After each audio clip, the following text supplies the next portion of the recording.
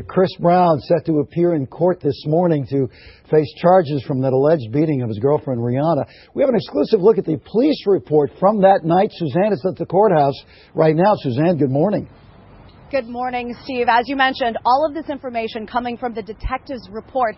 Apparently, the fight started with a text message, escalated to punching and biting. At one point, Rihanna tries to call her assistant. She doesn't get through, but she says into the phone, "Call the police. I want them there when I get home."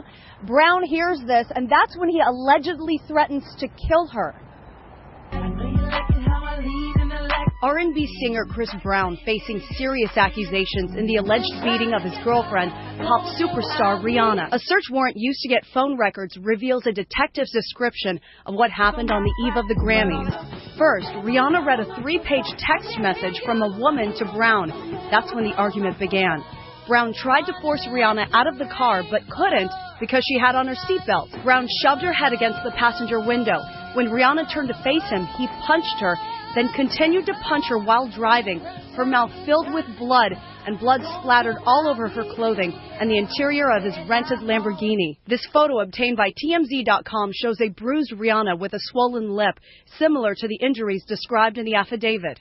During the alleged attack, Brown tells Rihanna, "I'm going to beat the blank out of you when we get home. You wait and see." Rihanna calls her assistant, who doesn't answer, but she leaves a message saying, "I'm on my way home. Make sure the cops are there when I get there." Brown looks at Rihanna and tells her, "You just did the stupidest thing ever. Now I'm really going to kill you." Brown continued to punch Rihanna while driving. He placed her in a headlock, pulled her close, and bit her on her left ear. At one point, she began to lose consciousness, and the biting continued. Brown bit her left ring and middle fingers, then released her. Now, as if this report wasn't enough, there are 2 more pieces of evidence that could strengthen the case against Brown. One being that TMZ photo. Apparently, TMZ is saying there are more photos out there that were taken the day after that show more pronounced bruising and swelling.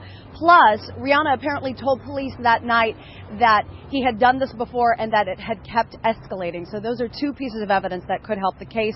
Prosecutors saying that Brown is scheduled to appear here at the criminal courthouse this morning. Right now, he's free on $50,000 bail. Steve, I'll send it back to you. Suzanne, thank you.